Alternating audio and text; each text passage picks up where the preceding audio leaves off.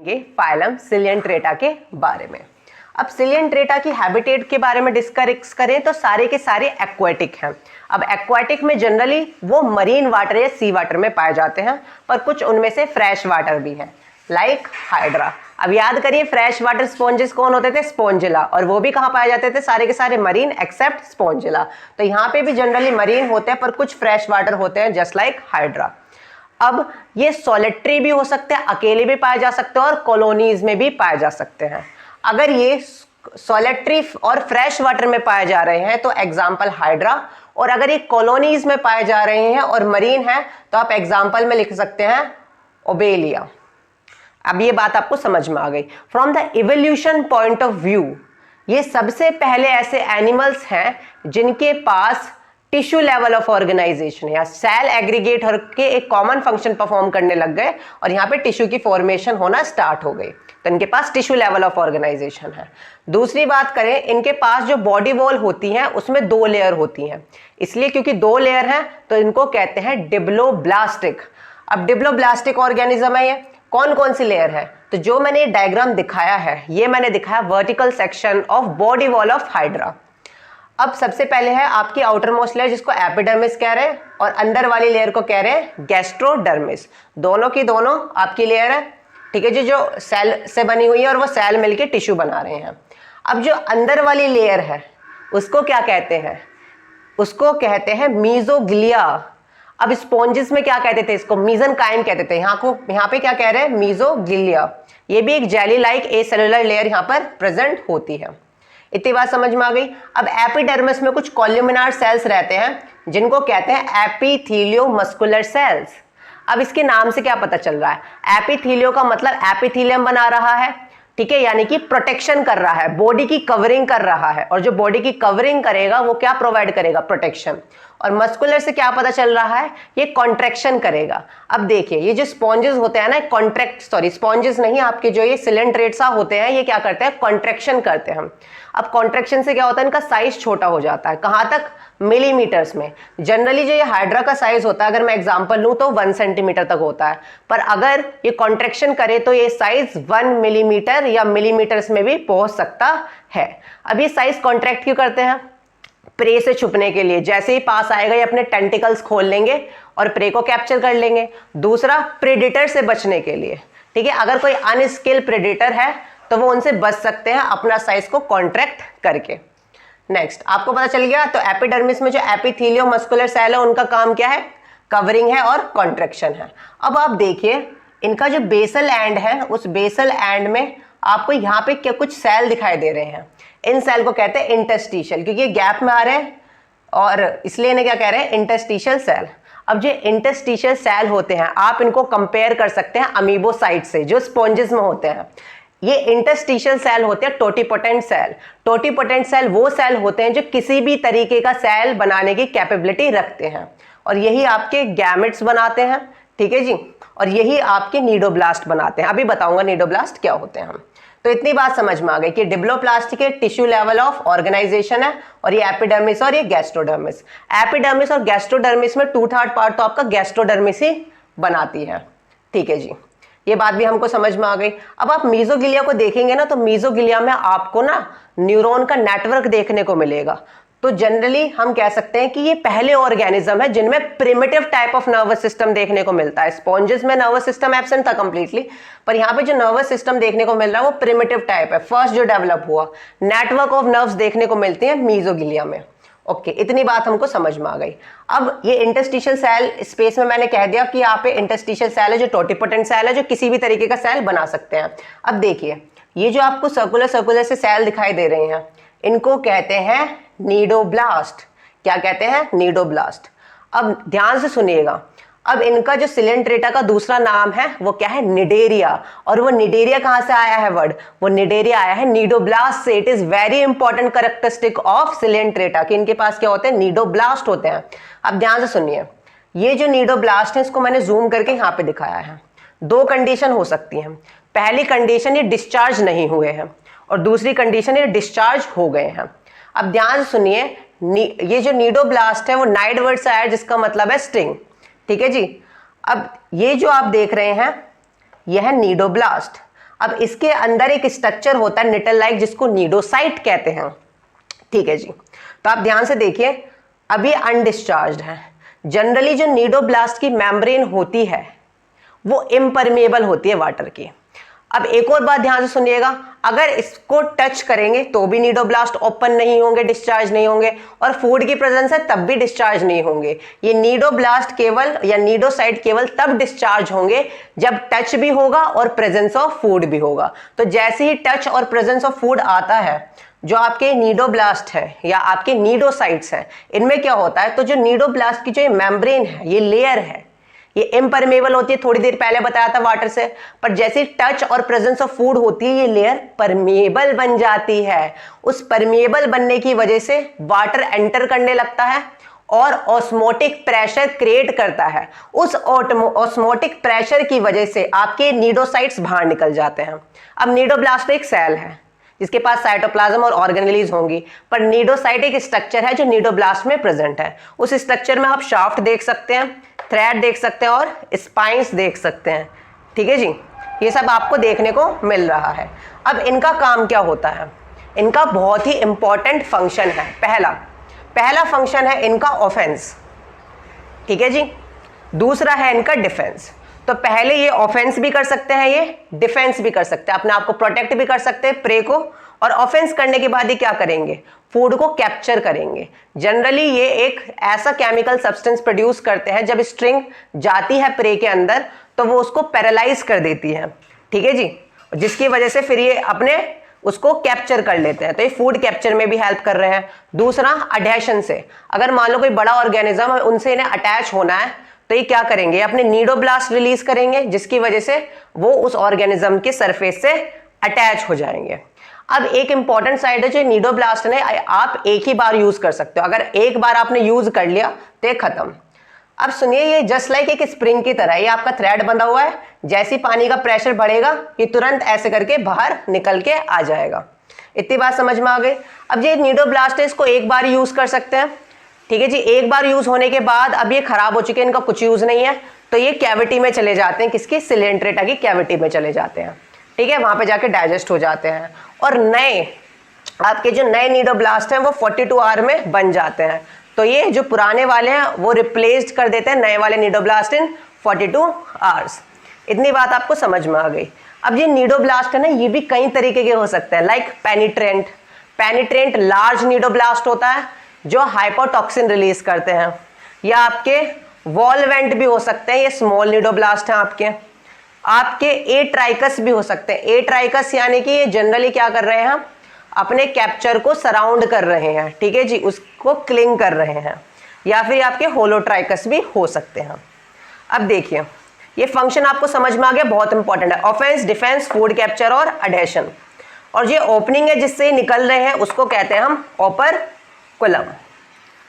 इतनी बात हमको समझ में आ गई। नेक्स्ट पॉइंट पे चलते हैं कि जितने भी आपके सिलेंट्रेटा होते हैं उनके क्या होते हैं, रेडियल सिमेट्री। रेडियल सिमेट्री का मतलब क्या है कि कोई भी एक्सिस सेंटर से पास करेगा तो ऑर्गेनिज्म को दो इक्वल और आइडेंटिकल लेफ्ट और राइट हाफ्स में डिवाइड कर देगा, जो एक दूसरे की मिरर इमेज होंगी। ठीक है जी, पर एक एक्सेप्शन है मेट्रिडियम। अब जो मेट्रिडियम होता है, इसको सी एनेमोने कह सकते हैं आप। ये क्या होता है, ये बायरेडियल होता है। ठीक है जी, ये आपका बायरेडियल होता है। अब बायरेडियल का मतलब क्या है, अगर आप देखेंगे सिलेंट्रेटा को, तो जहां उनका माउथ प्रेजेंट होता है उसको हम ओरल एक्सिस कह देते हैं, और माउथ के अपोजिट वाले एक्सिस को अबोरल एक्सिस कह देते हैं। अगर ओरल एक्सिस से डिवाइड करें तो दो इक्वल हाफ में डिवाइड हो रहा है तो रेडियल सिमेट्री, पर ओरल और अबोरल दोनों एक्सिस से डिवाइड करने में दो इक्वल हाफ में डिवाइड हो रहा है तो उसको कहते हैं बायरेडियल। तो याद रखिएगा कि जो मेट्रिडियम या सी एनेमोन है वो क्या शो करता है, वो बायरेडियल सिमेट्री शो करता है। नेक्स्ट हम चलते हैं इस पे, गैस्ट्रोडर्मिस पे। हमने सारी लेयर डिस्कस कर ली एपिडर्मिस की कि क्या क्या काम होता है, और यहाँ पे कुछ सिक्रेटरी सेल भी आपके प्रेजेंट होते हैं। अब इधर देखिए, अब आ जाते हैं गैस्ट्रोडर्मिस पे। गैस्ट्रोडर्मिस के नाम से पता चल रहा है कि समवट डाइजेशन से रिलेटेड होगी। तो इसके पास होते हैं न्यूट्रिटिव मस्कुलर सेल। अब न्यूट्रिटिव मस्कुलर सेल क्या होते हैं, ये जस्ट लाइक एपिथेलियो मस्कुलर सेल्स होते हैं, कॉल्यूमिनार होते हैं। क्या काम होता है, न्यूट्रिटिव सेल का मतलब होता है डाइजेशन कराना। ये क्या करती हैं, चीजों का डाइजेशन कैसे करती हैं। अब जो फूड है वो अंदर होगा, अंदर आएगा, और ये आपकी क्या है, ये आपकी है फूड वैक्यूल, और फूड वैक्यूल के अंदर उस फूड का क्या होगा, डाइजेशन होगा। ठीक है जी, फूड अंदर आएगा और फूड वैक्यूल के अंदर उसका डाइजेशन होगा। तो किस तरीके का डाइजेशन करा रही है न्यूट्रिटिव मस्कुलर सेल, आपकी जो न्यूट्रिटिव मस्कुलर सेल है वो इंट्रासेलुलर टाइप ऑफ डाइजेशन करा रही है। इतनी बात समझ में आ रही है, कैसा डाइजेशन करा रही है, इंट्रासेलुलर टाइप। उसके बाद आपके पास कुछ ग्लैंडुलर सेल्स भी हैं। अभी ग्लैंडुलर सेल कुछ डाइजेस्टिव एंजाइम सिक्रीट करते हैं जो सिलियन ट्रेटा की कैविटी में चले जाते हैं। ठीक है जी, अब वो सिलियन ट्रेटा की कैविटी में जाए, क्योंकि जो गैस्ट्रोडर्मिस है ना, ये पूरी की पूरी गैस्ट्रोडर्मिस किसको लाइन कर रही है, सिलियन ट्रेटा की कैविटी को। आप देखिए ये जो आपको कैविटी दिख रही है ना, ये सिलियन ट्रेटा की, ये आपकी को लाइन कर रही है कौन, गैस्ट्रोडर्मिस। अभी ग्लैंडुलर सेल क्या रिलीज करते हैं, ये डाइजेस्टिव एंजाइम रिलीज करते हैं, कहां पर, आपकी कैविटी ऑफ द सिलियन ट्रेटा में। और किसमें हेल्प करते हैं, एक्स्ट्रा सेलुलर डाइजेशन, क्योंकि वो सेल के बाहर हो रहा है, कैविटी में हो रहा है, इसलिए उसे एक्स्ट्रा सेलुलर डाइजेशन कहते हैं। अब जो आपके पास न्यूट्रिटिव मस्कुलर सेल्स है उनके पास फ्लैजिला होते हैं, ताकि वो सॉल्युबल जो फूड है आपका मटेरियल, उसकी डायरेक्शन या फिर उसका फ्लो करा सके। इनके पास यहाँ पे सूडोपोडिया देखने को भी मिल रहा है न्यूट्रिटिव मस्कुलर सेल के पास। ये सूडोपोडिया क्या करता है, सूडोपोडिया से इनगल्फ कर लेते हैं फूड, वो फूड वैक्यूल में जाता है, न्यूट्रिटिव मस्कुलर सेल के एंजाइम उस फूड वैक्यूल पे एक्ट करते हैं और उसका डाइजेशन करते हैं। ये बात हमको समझ में आ गई। ठीक है जी, ये सब था डाइजेशन के बारे में। अब मैं थोड़ा सा स्ट्रक्चर आपको बताऊं, तो देखिए आप यहाँ पे, ये आप देख सकते हैं हाइड्रा का स्ट्रक्चर मैंने बनाया है। हाइड्रा के स्ट्रक्चर में आप क्या देख रहे हैं, बाहर आपको देखने को मिल रहा है एपिडर्मिस। ठीक है जी, अंदर की तरफ ये जो सेल दिख रहे हैं कॉलमनार, इसको क्या कह रहे हैं हम, गैस्ट्रोडर्मिस। अब जो ये बीच वाली लेयर है ये, इसको क्या कह रहे हैं, मेसोगिलिया। अब जो ये आप देख रहे हैं ये सेंट्रल स्पेस जो ये कैविटी है, इस कैविटी को हम क्या कहते हैं, गैस्ट्रोवेस्कुलर कैविटी। वेरी इंपॉर्टेंट, सिलियन ट्रेटा के पास कौन सी कैविटी होती है, गैस्ट्रोवेस्कुलर कैविटी। इसका दूसरा नाम है सिलेंट्रोन। ठीक है जी, क्योंकि सिलियन ट्रेटा है तो इसका क्या नाम है, कैविटी का दूसरा सिलेंट्रोन। ठीक है, अब ये पूरी की पूरी सिलेंट्रोन को कौन लाइन कर रही है, गैस्ट्रोडर्मिस लाइन कर रही है।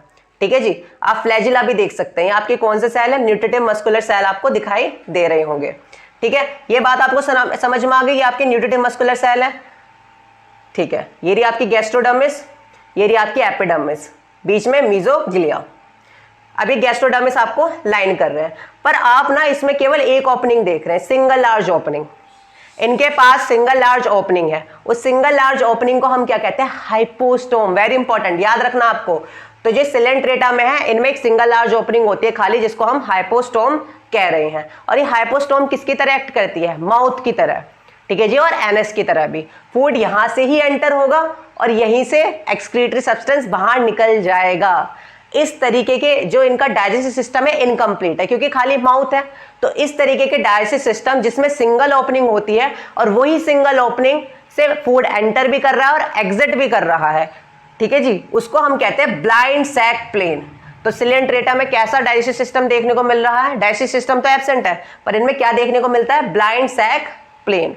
ठीक है जी, मतलब इनकम्प्लीट डाइजेस्टिव सिस्टम है। ओके, इतनी बात हमको समझ में आ गई, इनके पास ब्लाइंड सैक प्लेन है। इन्हें हम प्रोटोस्टोम भी कह सकते हैं। प्रोटोस्टोम वो होते हैं जिनके पास माउथ पहले डेवलप होता है, इनके पास तो माउथ ही है तो इन्हें प्रोटोस्टोम कह दिया, और एनएस इनके पास एब्सेंट है। ओके, इतनी बात हमको समझ में आ रही है। और बताइए, और अगर आप देखेंगे ये इसका ओरल एक्सिस है और ये अबोरल एक्सिस है। ओरल एक्सिस के पास आपके यहाँ पे टेस्टिस प्रेजेंट है और अबोरल एक्सिस पे क्या प्रेजेंट है, ओवरी। ठीक है जी, अब ध्यान से देखिएगा कि जो ये हाइड्रा है उसके नीचे एक स्ट्रक्चर है ये, जिसको हम क्या कह रहे हैं, पैडल डिस्क। अब ये पैडल डिस्क इसमें हेल्प करती है, क्योंकि हाइड्रा कैसे होते हैं, हाइड्रा जनरली पॉलीफॉर्म में होते हैं, वो हम आगे डिस्कस करेंगे। ये क्या रहते हैं, अटैच रहते हैं सरफेस से। अगर ये सरफेस से अटैच रहेंगे तो इन्हें अटैचमेंट के लिए चाहिए, कैसे अटैच होता है, पैडल डिस्क। अब पैडल डिस्क के पास ऐसा क्या स्पेशल होता है जो अटैचमेंट में हेल्प करता है, इनके पास ग्लैंड सेल्स होती हैं। Now this gland cells release mucus, वो म्यूकस रिलीज करती हैं और जो कि टेम्परेरी अटैचमेंट में हेल्प करता है। और जो ग्लैंड सेल है आपके कुछ गैस बबल या गैस भी प्रोड्यूस करती है, जिसकी वजह से हाइड्रा ऊपर की तरफ पानी में फ्लोट कर सकता है। यह बात भी हमको समझ में आ गई।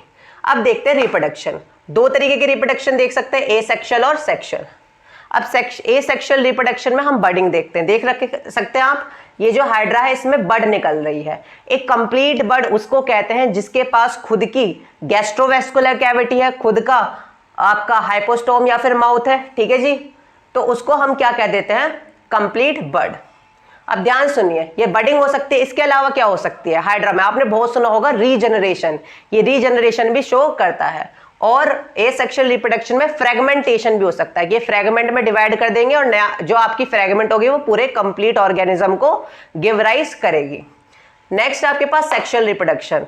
अब सेक्सुअल रिप्रोडक्शन के लिए हर्माफ्रोडाइट यानी कि ये बाइसेक्सुअल भी हो सकते हैं और मोनोशियस यानी कि ये यूनिसेक्सुअल भी हो सकते हैं, ठीक है जी। वो रिप्रोडक्शन हम डिस्कस करेंगे सेक्सुअल रिप्रोडक्शन थोड़ी देर में। नर्वस सिस्टम देखिए, अभी थोड़ी देर पहले बताया था कि मीजोग्लिया में आपका primitive type of nervous system पाया जाता है। Primitive type of nervous system just you can see the network of neurons, ठीक है जी। तो ये अनपोलराइज्ड टाइप है, यानी कि सिग्नल हर जगह ही जा रहे हैं। नेक्स्ट है आपके पास ये पॉलीमॉर्फिज्म शो करता है। पॉलीमॉर्फिज्म क्या है, एक से ज्यादा मॉर्फोलॉजी अगर किसी कॉलोनी में या एक से ज्यादा इंडिविजुअल किसी कॉलोनी में देखने को मिले और वो इंडिविजुअल अलग अलग फंक्शन परफॉर्म कर रहे हो तो उसको कहते हैं पॉलीमॉर्फिज्म। वेरी इंपॉर्टेंट, याद रखना। और जो वो पॉलीमॉर्फिज्म शो करते हैं उनको ज़ोइड्स कहते हैं। ये अगली वीडियो में डिटेल में पढ़ेंगे क्या है ये ज़ोइड्स। ओके, आपको इतना कुछ समझ में आ गया। अब हम चलते हैं यहां पर सेक्सुअल रिप्रोडक्शन पे। सेक्सुअल रिप्रोडक्शन में प्रोटो एंड्री शो करते हैं। प्रोटो एंड्री का मतलब क्या है, प्रोटो एंड्री का मतलब है कि जो फर्स्ट डेवलप होता है वो मेल होता है। प्रोटो मतलब फर्स्ट, एंड्री मतलब मेल, तो जो फर्स्ट डेवलप होता है वो क्या होता है, मेल। अब मैंने आपको पिछली वीडियो स्पॉन्जेस में भी बताया था वहां प्रोटोगाइनी होता है। या प्रोटो एंड्री क्यों होता है, ताकि एक तरीके का जाइगोट ना बने बार बार और वेरिएशन खत्म हो जाती है, इसलिए प्रोटो एंड्री। अगर प्रोटो एंड्री है यानी कि मेल पहले डेवलप हो रहा है फीमेल बाद में, तो सेल्फ फर्टिलाइजेशन का सवाल ही नहीं उठता। कौन सा फर्टिलाइजेशन होगा, क्रॉस फर्टिलाइजेशन। ये बात भी आपको समझ में आ गई। अब मोस्ट इंपॉर्टेंट थिंग जो आपको ध्यान रखनी है कि ये मेटाजेनेसिस शो करते हैं। अब मेटाजेनेसिस क्या है, ये है alternation of generation between sexual and asexual form. अब आपको इसको कंफ्यूज नहीं करना प्लांट के अल्टरनेशन ऑफ जनरेशन में। प्लांट में डिप्लॉयड और हैप्लॉयड फेजेस देखने को मिलते हैं, पर यहाँ पे जो दो फॉर्म में देखने को मिलता है मेटाजेनेसिस, वो दोनों के दोनों क्या होते हैं, वो दोनों के दोनों आपके डिप्लॉयड होते हैं। इस मेटाजेनेसिस को समझने से पहले आप देख लीजिए कि दो फॉर्म होती हैं, एक को कहते हैं पॉलिप, एक को कहते हैं मेडुसा। ये आप पॉलिप फॉर्म है, ये आपकी मेडुसा फॉर्म है। पॉलिप फॉर्म कैसी दिख रही है आपको, सिलेंड्रिकल होती है, और मेडुसा जो फॉर्म होती है वो अम्ब्रेला शेप होती है। पॉलिप फॉर्म जनरली क्या होती है, अटैच रहती है, यानी कि ससाइल है। हमने कहा ना कि ससाइल भी हो सकते हैं और फ्री स्विमिंग भी, तो ससाइल है, ये अटैच रहती है। पर जो आपकी ये मेडुसा फॉर्म है ये आपकी फ्री स्विमिंग होती है। ओके, अब जो ये आपके योर पॉलिप, जो ये आपके पॉलिप देख रहे हैं, ये एसेक्सुअल रिप्रोडक्शन करते हैं, ठीक है जी। और जो आपके मेडुसा है वो सेक्सुअल रिप्रोडक्शन करते हैं। एक और डिफरेंस देख लीजिए, पॉलिप के पास आपके सेंसरी ऑर्गन स्टेटोसिस्ट और ऑसिलाई प्रेजेंट नहीं होती, पर मेडुसा के पास आपके स्टेटोसिस्ट और ऑसिलाई प्रेजेंट होती है, क्योंकि ये मूव कर रहे हैं तो इन्हें सेंसरी ऑर्गन की जरूरत है। अब मेडुसा का एक बार स्ट्रक्चर और देख लीजिए। देखिए ये माउथ है, तो माउथ कहाँ से आ रहा है, ये आपका आ रहा है मैन्यूब्रियम से। अब ये मैन्यूब्रियम फीडिंग और डाइजेशन में हेल्प करता है। यहाँ पर है गोनैड्स। अब गोनैड्स के बाद ये जो मैन्यूब्रियम है कहाँ ओपन हो रहा है, रेडियल कैनाल। ये रेडियल कैनाल और ये मैन्यूब्रियम, आप इन सबको ना कंपेयर कर सकते हो गैस्ट्रोवेस्कुलर कैविटी से, एक ही फंक्शन है इन सबका। नेक्स्ट आपको ये वेलम देखने को मिल रहे हैं। अभी वेलम क्या है, ये आपके वेलम आप समझ सकते हैं कि ये स्पॉन्जेस में क्या हेल्प करता है। वेलम हमारे इंसानों में क्या होता है, सॉफ्ट पैलेट को कहते हैं, ठीक है, जो नसल कैविटी और ओरल कैविटी को सेपरेट करता है। या वेलम देखा गया है इनकी स्विमिंग में हेल्प करता है। ओके, अब मेरी बात ध्यान सुनना, एक और चीज मैं आपको बताना भूल गया कि जो नेमेटोसाइट्स होते हैं ये जनरली कहाँ प्रेजेंट होते हैं, टेंटिकल्स में, ठीक है जी। आपको जो दिख रहे हैं इनको क्या कहते हैं, टेंटिकल्स कहते हैं, जिनको ये स्ट्रेच भी कर सकते हैं और कॉन्ट्रैक्ट भी कर सकते हैं, ठीक है, आपके टेंटिकल्स हैं। और ये टेंटिकल्स कहाँ प्रेजेंट होते हैं, ये माउथ के सराउंडिंग में प्रेजेंट होते हैं, यानी कि ओरल एक्सिस में प्रेजेंट होते हैं। सिमिलरली आपको ये दिख रहा है मेडुसा, इसमें भी आपके टेंटिकल्स प्रेजेंट है ओरल एक्सिस के अराउंड, ठीक है। इतनी बात हमको समझ में आ रही है। अब मेटाजेनेसिस देखते हैं। एक और चीज समझ लेते हैं मेटाजेनेसिस देखने से पहले कि वो चीज क्या है, कि जो पॉलिप है एसेक्सुअल रिप्रोडक्शन करते हैं और मेडुसा कैसे करते हैं, सेक्सुअल रिप्रोडक्शन करते हैं। इनके एग्जाम्पल देख लेते हैं। जैसे कि आपका जो हाइड्रा होता है वो हमेशा, हाइड्रा है अडेम्सिया, जो आपका हाइड्रा है वो हमेशा कौन सी फॉर्म शो करता है, जनरली वो पॉलिप फॉर्म शो करता है। आपका जो ओरेलिया है जिसको जेलीफिश कहते हैं वो कौन सी फॉर्म शो करता है, मेडुसा। पर कुछ जो मेटाजेनेसिस कौन शो करेंगे, जो दोनों फॉर्म शो करते हो, तो ओबेलिया जो होता है वो दोनों फॉर्म शो करता है, ठीक है जी। इसलिए ओबेलिया में हम मेटाजेनेसिस देखते हैं। तो पॉलिप डिप्लॉयड ऑर्गेनिज्म होता है जो ससाइल होता है। एसेक्सुअल रिप्रोडक्शन यानी कि बडिंग करता है और बडिंग करके क्या बना देता है, मेडुसे बना देता है। मेडुसे ये फ्री स्विमिंग होते हैं क्योंकि ये सेक्सुअल रिप्रोडक्शन करते हैं, गैमेट्स बनाते हैं, ठीक है जी। अब ये गैमेट्स क्या करेंगे, फ्यूज करेंगे, जायगोट बना देंगे डिप्लॉयड। और ये जायगोट यहाँ पे जो डेवलपमेंट होती है वो डायरेक्ट नहीं होती, यहाँ पे डेवलपमेंट कैसी होती है, इनडायरेक्ट। तो इनडायरेक्ट डेवलपमेंट के लिए आपके पास ये लार्वा है, इसको प्लेनुला लार्वा कहते हैं, जो ओबेलिया में देखने को मिलता है। अब ये प्लेनुला लार्वा डेवलप होके क्या बना देगा, आपका दोबारा पॉलिप बना देगा। तो इसको मेटाजेनेसिस कहते हैं, जहां पे आपको एक तो एसेक्सुअल फॉर्म देखने को मिल रही है और एक सेक्सुअल फॉर्म देखने को मिल रही है। इसके अलावा कुछ और चीजें समझ लेते हैं कि इनका जो एक्सोस्केलेटन होता है वो हाइड्रोस्टैटिक स्केलेटन होता है, या तो एक काइटिनस हो सकता है या कैल्सेरियस हो सकता है। काइटिन यानी कि 2 शुगर का बना होता है, नैमोनैग, एन-एसिटाइल गैलेक्टोजामीन और एन-एसिटाइल मिरामिक एसिड। अगर ये काइटिनस है तो इसे पेरिसेक कहते हैं, और अगर ये कैल्सेरियस है, कैल्शियम कार्बोनेट का बना हुआ है, तो इसे कहते हैं कोरल्स। अब आप ही बताइए कि पॉलिप और मेडुसा में से कौन है जो कोरल्स बनाते हैं। क्या कोरल्स लिविंग होते हैं? ऑब्वियसली वो लिविंग होते हैं। क्या वो फ्री स्विमिंग होते हैं, खुद पे खुद कहीं पे भी चल देते हैं? नहीं। तो इसलिए जो आपके जो पॉलिप्स होते हैं वही क्या बनाते हैं, आपके ब्यूटीफुल कोरल्स। पर जनरली जो पॉलिप होते हैं वो कलरलेस होते हैं। तो क्या होता है, ये सिम्बायोटिक एसोसिएशन शो करते हैं कुछ एल्गी के साथ और ग्रीन बन जाते हैं, जिसको हम कहते हैं फॉर एग्जांपल ग्रीन हाइड्रा। वो सिम्बायोटिक रिलेशनशिप बनाता है क्लोरेला के साथ। ओके, अब कुछ और चीजें जो आपको ध्यान में रखनी है, जैसे कि इनमें रेस्पिरेशन कैसे हो रहा है। रेस्पिरेशन होता है डायरेक्ट डिफ्यूजन होता है, यहाँ पे ऑक्सीजन अंदर ले लेते हैं डिफ्यूजन से और CO2 बाहर छोड़ देते हैं। एक्सक्रीशन की बात करें तो एक्सक्रीशन में अमोनोटेलिक ऑर्गेनिज्म है, क्योंकि मैंने थोड़ी देर पहले बताया था कि ऑल आर एक्वाटिक, और एक्वाटिक ऑर्गेनिज्म में तो चारों तरफ बहुत ज्यादा पानी है। तो ये कौन सा वेस्ट प्रोड्यूस करते हैं, ये अमोनिया वेस्ट प्रोड्यूस करते हैं डायरेक्ट, ठीक है जी। अमोनिया मोस्ट टॉक्सिक वेस्ट है, इसे मैक्सिमम अमाउंट ऑफ वाटर चाहिए, ठीक है जी, डिस्पोजल करने के लिए, ठीक है। तो इसलिए अमोनिया डायरेक्टली रिलीज कर देते हैं। अब हमारी बॉडी में क्या होता है, हम अमोनिया को यूरिया में कन्वर्ट कर देते हैं, उसके लिए एनर्जी लगती है, ये एनर्जी खर्च नहीं करते। हम यूरिया में क्यों कन्वर्ट करते हैं, क्योंकि हम पानी से तो घिरे नहीं होते। तो जो अमोनिया होता है उसमें बहुत ज्यादा वाटर चाहिए डिस्पोजल के लिए, हमारा तो बॉडी का सारा पानी खत्म हो जाएगा, हमें डिहाइड्रेशन हो जाएगा। इसलिए हम यूरिया प्रोड्यूस करते हैं एनर्जी खर्च करके। पर इतना एनर्जी खर्च करने की जरूरत नहीं है, क्योंकि चारों तरफ किससे सराउंडेड है, पानी से। तो अमोनिया प्रोड्यूस करते हैं और अमोनिया डायरेक्टली डिस्पोज हो जाता है कहाँ पर, पानी में। तो होप सो आपको ये लेक्चर समझ में आया होगा। अब मिलते हैं नेक्स्ट लेक्चर में। Thank you for watching.